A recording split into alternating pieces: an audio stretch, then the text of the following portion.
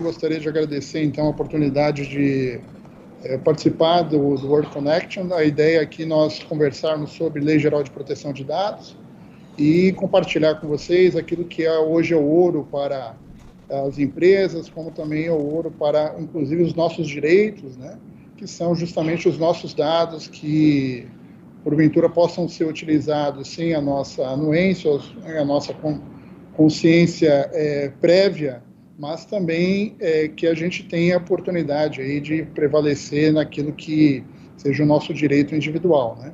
Então, eu vou ter aí o prazer hoje, então, de explicar um pouquinho do que é a Lei Geral de Proteção de Dados, né?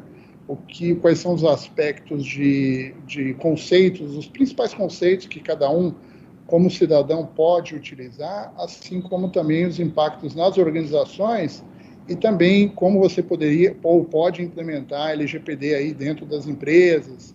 E depois, obviamente, no final, nós trataremos das dúvidas que com certeza vão surgir, né? A ideia, então, eu vou agora passar para a apresentação dos principais conceitos, né? Então, olhando aí para a LGPD, né, a gente vai olhar os aspectos gerais agora, né?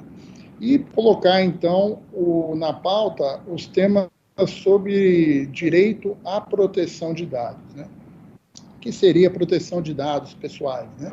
São todos aqueles dados que hoje são digitalizados e todos nós acabamos, de alguma forma, direto ou indiretamente, tendo que expô-los. Então, um grande exemplo aí é o nosso CPF, todo mundo acaba dando o CPF à torta e à direita, e não só o CPF, como o seu nome, aquilo que, porventura, alguém possa utilizar para te mapear, né? Ou aquelas relações de redes sociais que são comumente utilizadas para que algumas empresas possam cruzar e olhar o seu comportamento. Como daqui para frente todos os modelos serão sempre atrelados às questões de cruzamento de dados e o uso dos dados, inclusive para que haja propaganda, haja conhecimento de como é o seu comportamento, ou mesmo, se porventura você seja avaliado sem saber, os dados voltados aí no cruzamento, sem você ter pelo menos a consciência disso, ou o entendimento que alguém esteja utilizando, é aquilo que a lei veio proteger, né? Então, a ideia da lei, então, ela começou aí em 2018, então, pela Lei 13.709, né? Depois houve uma alteração pela medida provisória, e aí no mesmo ano também foi convertida em 2019 em lei, né? Que aí é a Lei 13.853, e aí houve alguns outros aspectos, que é a criação da Agência ou a Autoridade Nacional de Proteção de Dados, a famosa ANPD, né? A abrangência da nossa Lei de Proteção de Dados, ela é estrita ao nosso território, mas ela é muito parecida com outras leis, por exemplo. Então, a lei geral brasileira, ela foi inspirada na lei europeia, que é a GDPR, né? E ela foi, esse ano, né, a partir aí de agosto, obviamente, entrada em vigor com uma promulgação por meio do Senado, né? E a exigência do ponto de vista de multas, dada aí pela Autoridade Nacional de Proteção de Dados, vai ocorrer no ano que vem, em agosto. Ou seja, a lei está em vigor, no entanto, as multas ocorrerão para as empresas, ou quem violar as cláusulas, né, ou que vem expor dados, só ocorrerão no ano que vem. No entanto, é algo muito importante que a gente entenda que a lei ela vem para proteger o direito de cada um, e esse modelo de cidadania, eu acho que e deve ser exercido por cada cidadão no dia a dia, né? Tá bom? Então, a ideia agora, depois desse breve, né, explicação da lei ou da história da sua criação, que já está em vigor, eu vou tratar aí dos principais conceitos, tá? Então, alguns conceitos importantes são os dados e o compartilhamento, né? A lei, então, ela se interessa na utilização dos dados e a possibilidade que esses dados sejam compartilhados.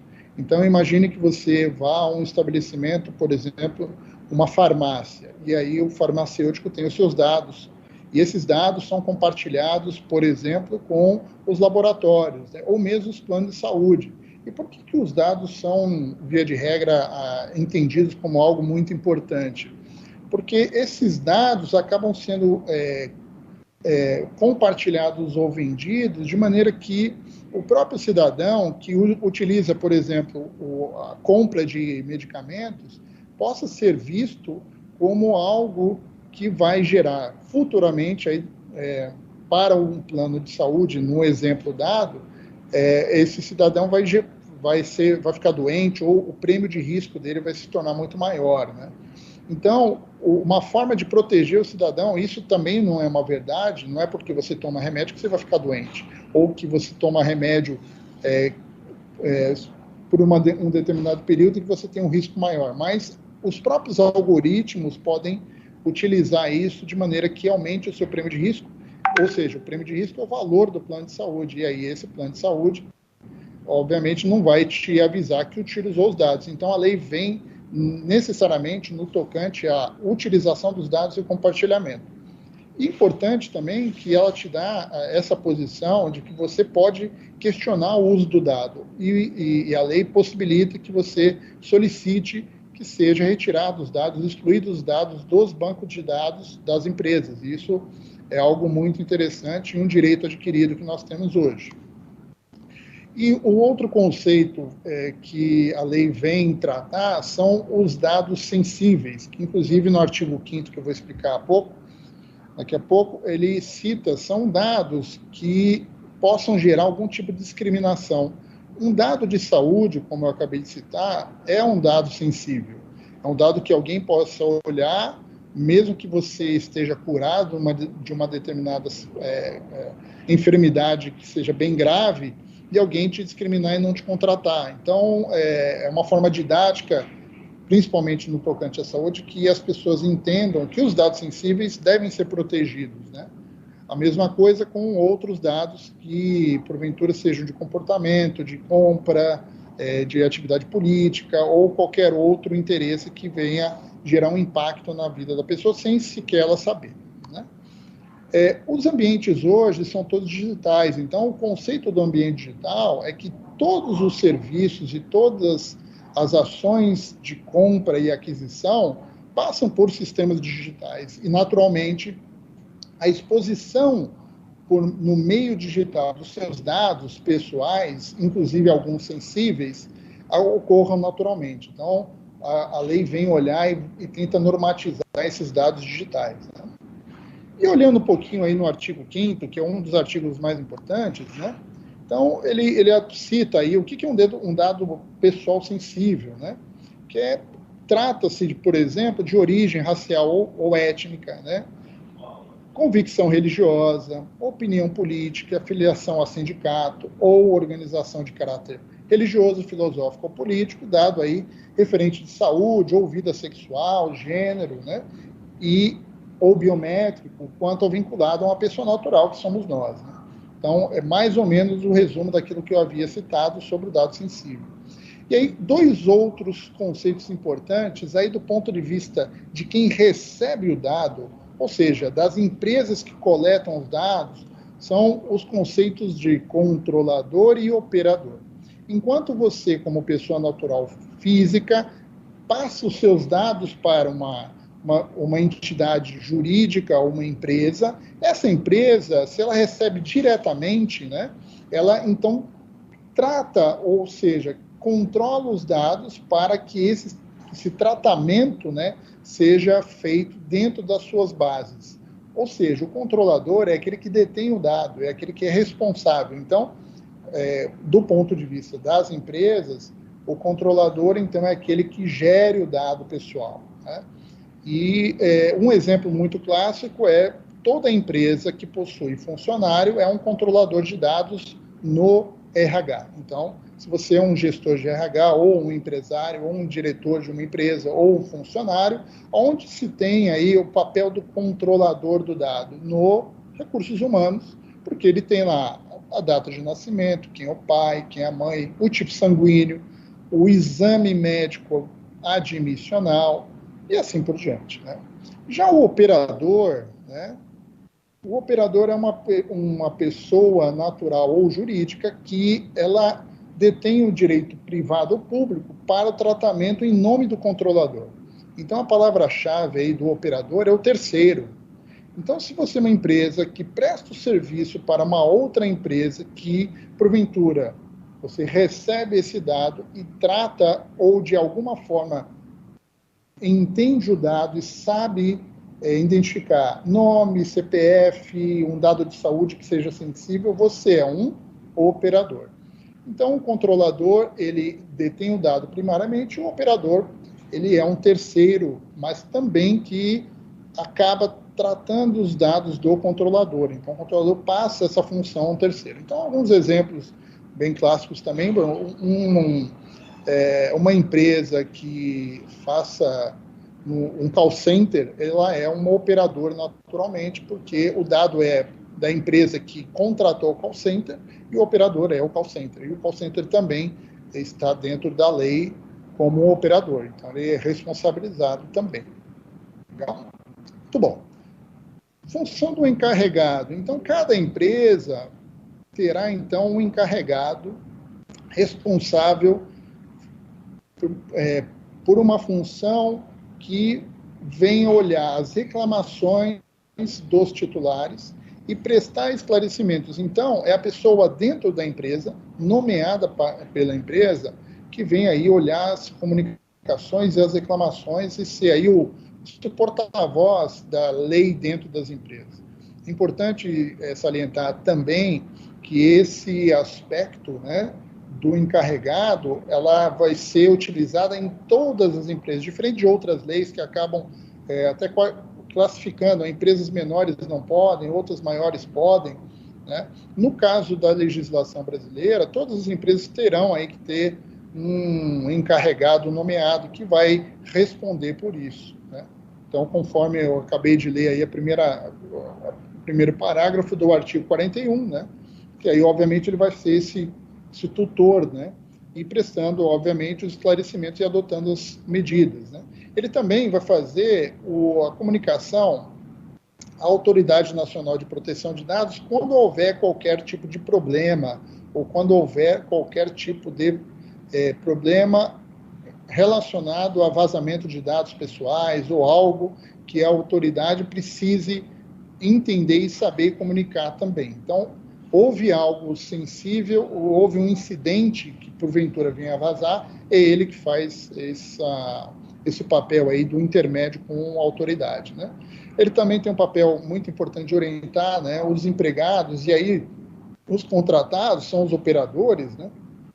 Ou fazer com que o ecossistema da empresa tenha também aí o respeito às práticas em relação à proteção de dados pessoais, né?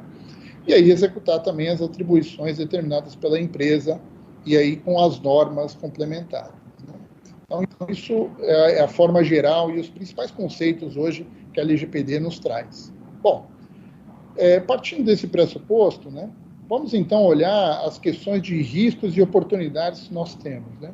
Então, atrelado aí aos riscos, né, se todos fossem entender a LGPD como algo que gera algum tipo de risco, de fato eu falaria que hoje é um marco e um divisor de águas para as empresas e também para os cidadãos, né? Haverão impactos do ponto de vista de risco? A resposta é, com certeza, sim, principalmente no tocante à imagem da empresa, processos e multas. Como nós fomos inspirados também na lei europeia, nós temos um parâmetro de maturidade, inclusive, que lá já é exercido e a imagem das empresas ou as multas são aplicadas, inclusive, de maneira muito transparente e objetiva pelos portais, né? Então, alguns exemplos aí, trouxe aí um exemplo da Cyrela, né, que acabou não sendo multada, né, pela infração aí da lei geral, né? Então, ou seja, houve um compartilhamento de dados e a Cyrela acabou sendo multada, saiu há pouco tempo no G1, né? Outro exemplo também de aplicação já da lei, né, é a questão aí de vazamentos de dados da Enel, né?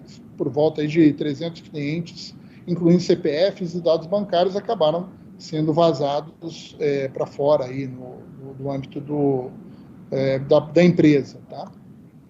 Outro exemplo importante também é o site da GDPR, né? Que é o site responsável, quem puder depois entrar lá, está no link, chama enforcementtracker.com, e cada multa que existe pela Autoridade Nacional dos países e as datas de aplicação, hoje, inclusive, eu tirei esse print, com os valores que foram aplicados, né, o controlador, ou seja, né, o controlador, o processador, que é o análogo ao que nós temos aqui, qual tipo de problema ele teve com o artigo, e aí o tipo de infração. Isso também explica que futuramente nós teremos um modelo muito parecido ao qual as pessoas poderão reclamar, haverá sim um problema de multa, né, pela autoridade, e com certeza as empresas terão aí depois que se explicar, ou mesmo o DPO se explicar relativo aí à multa que ocorreu, e isso fica público. Então, existe sim um problema de marca, de imagem, e também do ponto de vista até de financeiro de pênalti que as empresas acabam tendo, né?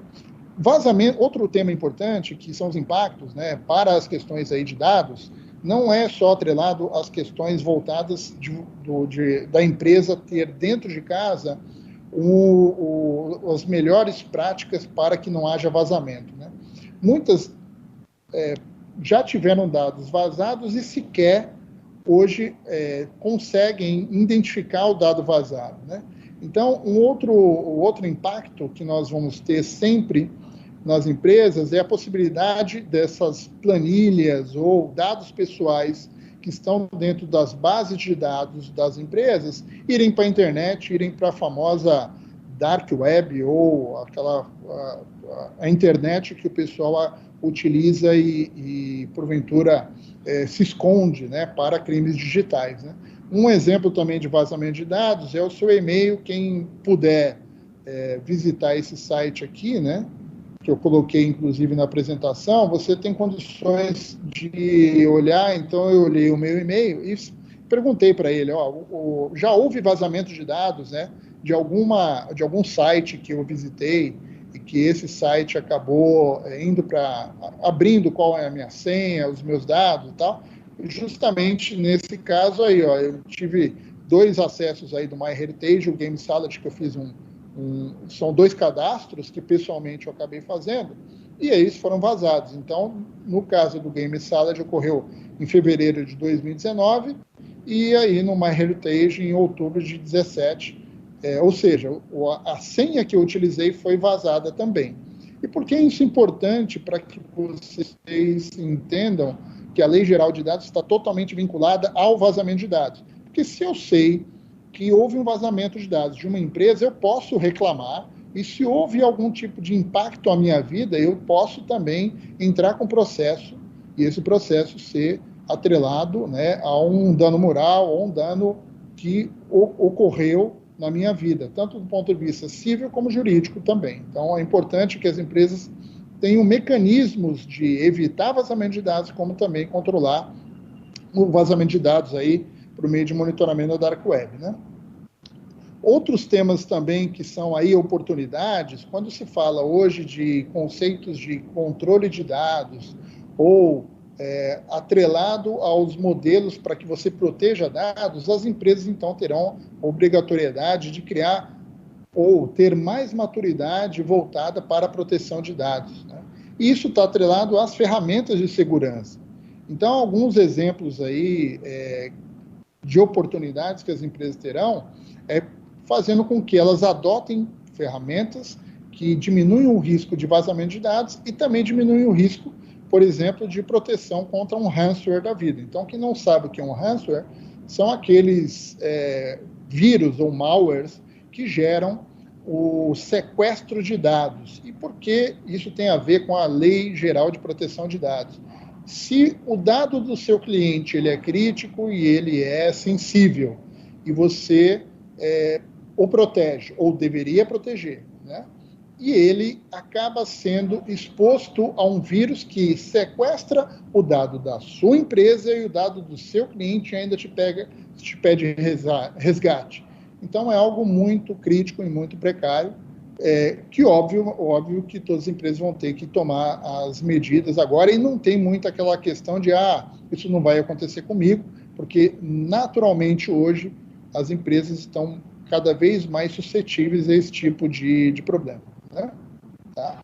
Então, um exemplo aí, houve o vazamento do TJ, então um artigo aí citado com as lições que nós podemos tirar do incidente do STJ, que teve aí mais de alguns servidores e todos os processos sendo sequestrados e criptografados por um ransomware da vida. Então, você imagine quem é parte interessada, né, dos processos tendo esse tipo de problema, e também aí o impacto público que isso gerou, né?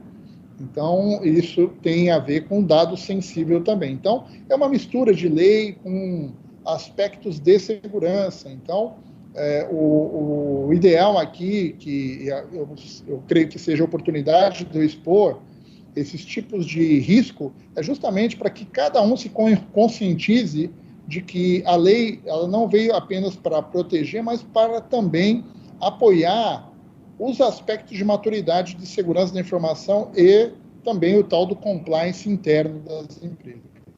Bom, fora isso, as oportunidades naturalmente virão, as empresas que venham adotar as melhores práticas, que são aí a diferenciação e a confiança no mercado, gerando aí uma grande oportunidade de negócios, e aí, por óbvio que depois isso, tendo um senso comum, todo mundo pensando em privacidade de dados, é natural que ocorra, né, nesse caso, um amadurecimento das próprias pessoas, dos próprios clientes que venham adotar e venham falar, eu gosto muito dessa empresa porque ela protege meus dados e eu, pelo fato de proteger meus dados, eu sei que eu não estou em risco, eu vou fazer negócio com elas, por exemplo, né?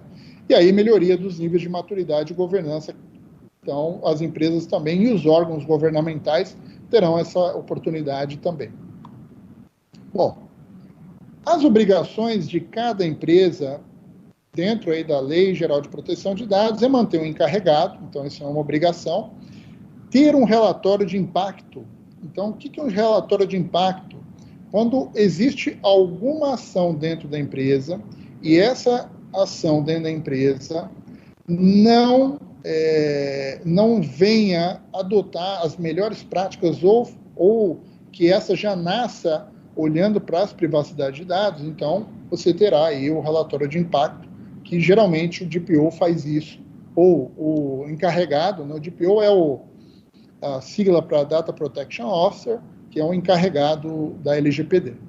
O registro das atividades, então, toda empresa vai ter que ter o registro, mesmo que seja um e-mail, um portal, um registro para as atividades em relação a qualquer tipo de ação de privacidade de dados, no tocante desde o problema, como também os registros de tratamento de dados. Isso é fundamental. Utilizar os padrões de segurança da informação, né? E aí utilizar também o conceito de Privacy by Design. Então, é um conceito em inglês, pensar, né, a privacidade de dados por padrão dentro da empresa. Qualquer tipo de novo produto, novo serviço, já pense na privacidade de dados.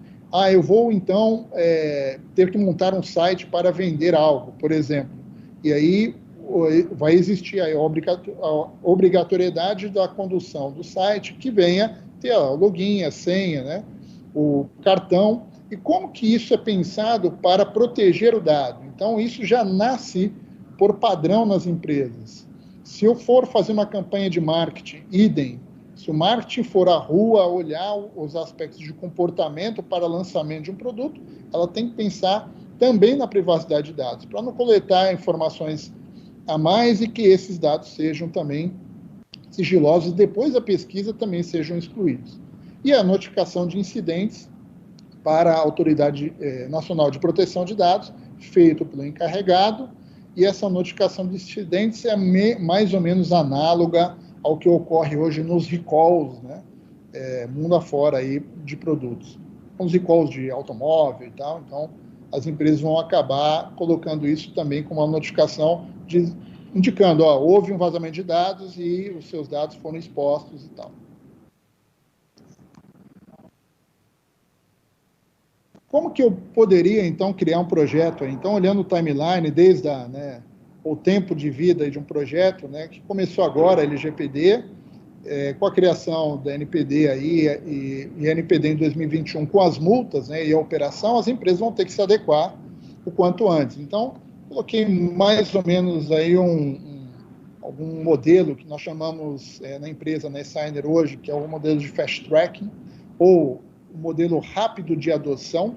Esse modelo rápido tem aí a fase 1, com a criação de um comitê, depois interface com os clientes, tanto do ponto de vista jurídico, o RH sempre é controlador, olhar aí a revisão de normas e procedimentos e políticas de dados, os fluxos, sabendo onde estão as bases de dados, tem que ter, é uma obrigação que haja também um encarregado jurídico, um advogado e também um encarregado técnico, com também aí as análises de proteção de dados interna e o treinamento e o esclarecimento sejam feitos de maneira a conscientizar a todos, como também de maneira periódica, que todo mundo saiba o que é LGPD, quais são os impactos e que todo mundo pense por padrão em privacidade de dados. Já a segunda fase é a implementação, aprovação de dados, a criação de um dado, ou um banco de dados, ou bancos de dados pessoais, aí olhando para os aspectos de segurança que vão desde os aspectos físicos até os contratos, o legítimo interesse, a base legal, as ações de privacidade também aí por padrão, isso pode-se adotar alguns modelos também aí que o pessoal utiliza como Kanban para a criação de produtos e serviços e assim por diante, com a criação dos indicadores que são a base da auditoria. E aí na fase de auditoria, existir sempre a interface com a Autoridade Nacional de Proteção de Dados, mas também com avaliação de impacto constante e uma auditoria que possa medir o quanto a empresa está exposta ou não. Então, essa auditoria ela pode ter o aspecto interno e também externo por meio de ferramentas de tecnologia da informação. Algumas ações de segurança aí que, para finalizar essa palestra, é olhar algumas coisas que o pessoal que muitos acabam não olhando, que são aí os aspectos de senhas. Acho que a senha, do ponto de vista de comportamento, é a maior brecha de segurança hoje nas empresas.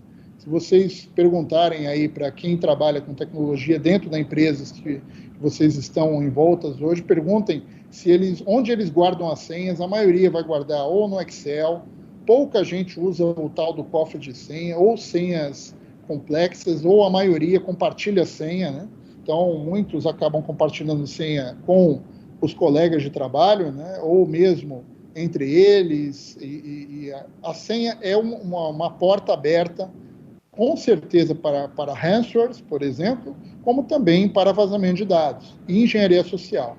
Ações aí de política, estabelecimento de políticas de segurança, olhando os aspectos, aí eu vejo que as empresas devem hoje revisar as políticas de segurança, porque faz parte do negócio, não dá mais para que as empresas vejam como isso é uma coisa de TI, não me afeta.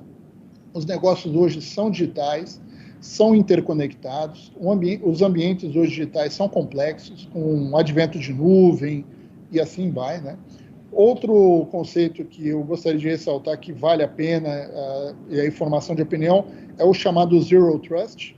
Em português, eu não confio em ninguém, eu não confio, inclusive, na minha própria rede.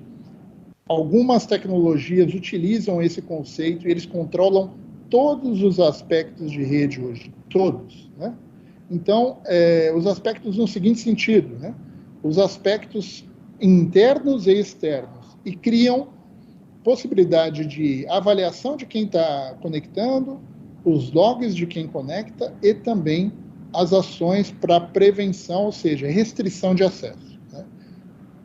O monitoramento interno, então, esse monitoramento é parte da auditoria, que eu vejo que o monitoramento para saber se tem dados pessoais em planilhas, ou dados não estruturados, ou mesmo uma auditoria lá no banco de dados que foi criado, e um monitoramento de vulnerabilidade, justamente para que as empresas possam enxergar e entender que algum dado vazou e ela sequer saiba.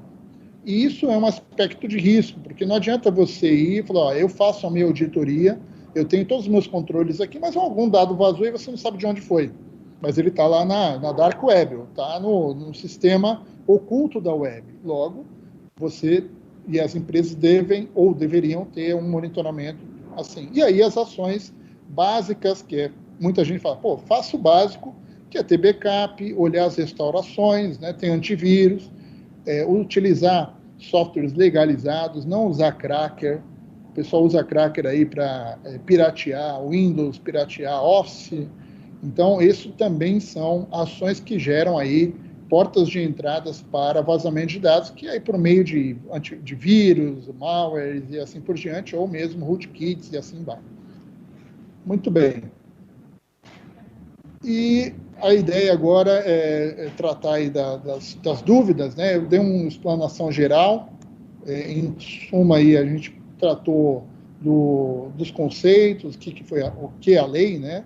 Os aspectos de impacto e oportunidades, e aí como montar um projeto bem en passant, bem rápido, devido à questão do tempo, e aí agora as dúvidas, e eu estou à vontade aí para respondê-las.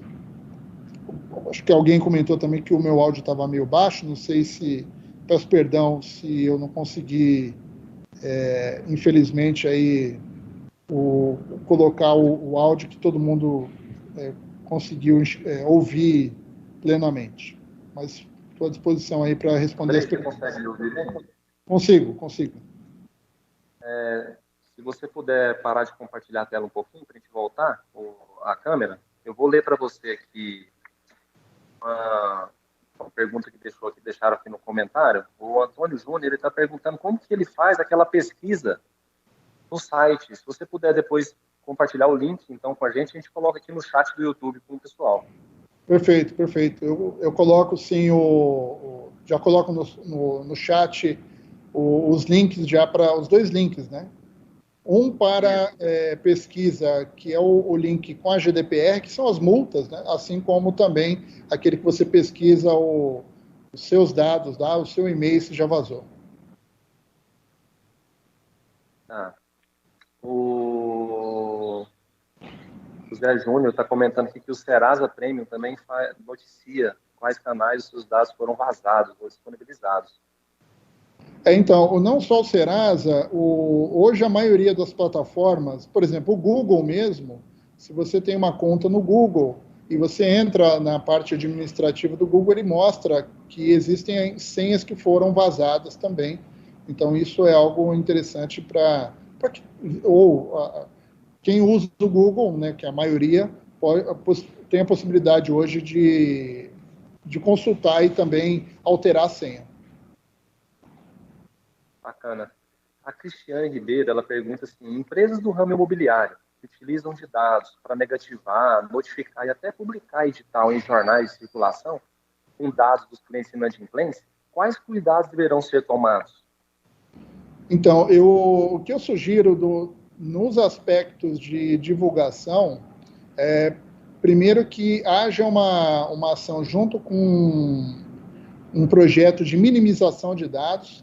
Então, a primeira etapa é você olhar quais dados você irá publicar e no tocante às questões de dados sensíveis, tanto de inadimplência ou mesmo, né, são dados que geram possibilidade de litígio, que isso seja amarrado por meio de contratos também. Então, eu acho que os instrumentos jurídicos possam ser algo importante, principalmente para as imobiliárias, né, se protegerem e que não haja também multas sem um respaldo. Porque o ônus da prova, ou mesmo, né, a contestação virá, e aí a empresa, tendo instrumentos ao qual ela se protegeu e seguiu a lei, com certeza vai conseguir minimizar bastante o impacto.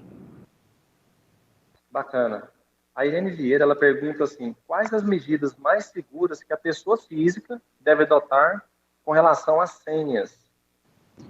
Então, o que eu sugiro é que haja uma prática de troca de senha. e a utilização de um software que consiga controlar as senhas de maneira fácil. Então, vai ter que pagar ou usar um sistema que seja gratuito, mas que utilize de maneira fácil e que você realize ou coloque as senhas de maneira complexa para que não haja vazamento, ou mesmo o pessoal consiga, por engenharia social ou um robô, acessar a sua conta. Bacana. Pessoal, caso vocês tenham mais dúvidas, né, vocês podem ficar à vontade, entrar em contato conosco através do chat. A gente organiza para responder vocês.